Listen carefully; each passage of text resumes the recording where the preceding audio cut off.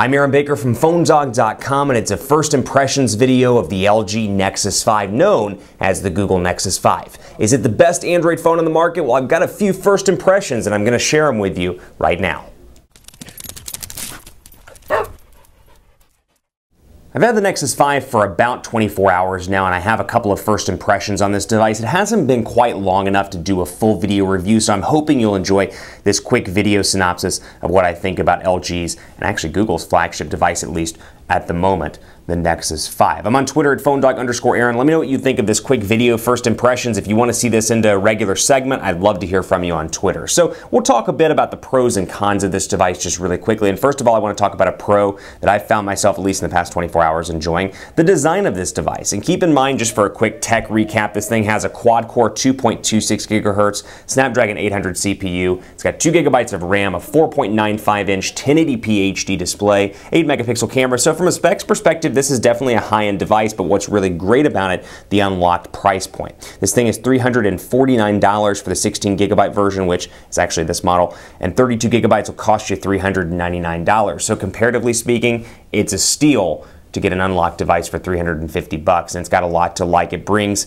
the Nexus line up into the current smartphone trend with 4G LTE to boot. So taking a closer look here, Android 4.4 out of the box, KitKat, but talking about the design here, I really like the feel in hand. From a usability standpoint, this thing is ergonomic, it fits well in the hand, and so far in my phone call tests, I've been really pleased with the way it fits in my hand and fits up to my ear. You can see the buttons are placed pretty nicely here. Power button over on the right side, micro USB charging port on the right, and on the left you've got your volume rocker. Very minimalist look and feel here with a nice matte back, which I'll talk about here in just a split second. But 3.5mm headphone jack, micro USB charging port, and your speakers down here at the bottom. And back to that matte back, I like this a lot. It's nice. Doesn't attract too many fingerprints. You'll see one from time to time, but don't see too much here. Nice big Nexus logo and LG logo down here at the bottom. You can peel off this IMEI sticker if you want to. I just haven't done it yet on this particular unit. But you got your on-screen buttons and a notification light down at the bottom, earpiece up top, which is nice, and it's kind of a circular earpiece, so it doesn't stretch too far out. Pretty easy to hold that up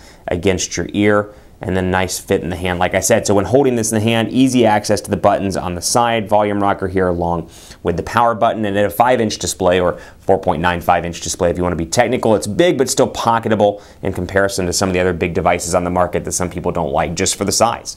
That said, the con for me so far, and again, I've only had this for one day, so take that with a grain of salt. Con for me so far is battery life. This thing has a 2,300 milliamp hour battery, and I'm struggling to make it through a full day of work, at least with my use, moderate to, I'd say, heavy use.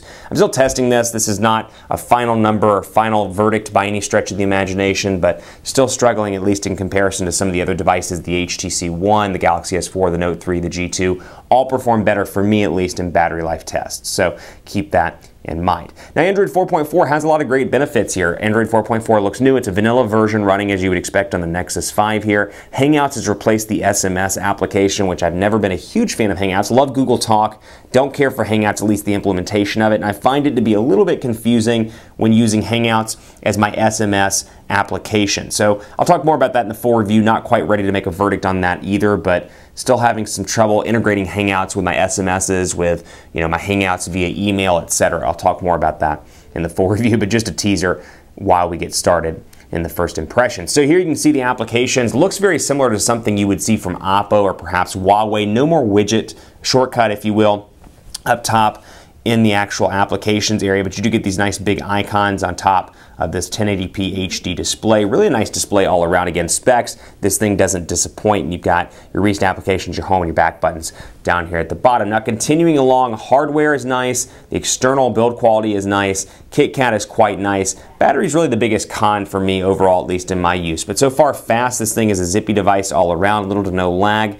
But again, that battery life might be something worth concern, or it might be something of concern, I should say, if you're looking at this device and you travel on a regular basis. It does not have a removable battery, so when it dies until you find an AC adapter, or an outlet rather, or perhaps an external battery. So keep that in mind if you're a frequent traveler. Still testing the camera here, not ready to make a verdict on that. So far it's pretty decent for me. The optical image stabilization, 8-megapixel camera. I've taken pretty decent pictures, but there is some concern all around the internet about the overall camera quality in comparison to some of the other high-end Android devices on the market. So I'll take a look at that in the full review. Keep it locked on PhoneDog.com. I'd love to hear your thoughts on the Nexus 5. I'm on Twitter at PhoneDog_Aaron, Facebook, Facebook.com/HiAaronBaker. Let me know what you think about this device, what you love about it, what you hate about it. Do you like stock Google or stock Android, vanilla Android, if you will? Do you like having the latest version at that? Do you like the price point? Is the battery something that might turn you off? Let me know on Twitter at PhoneDog_Aaron. Thanks for watching. More to come on the Nexus 5,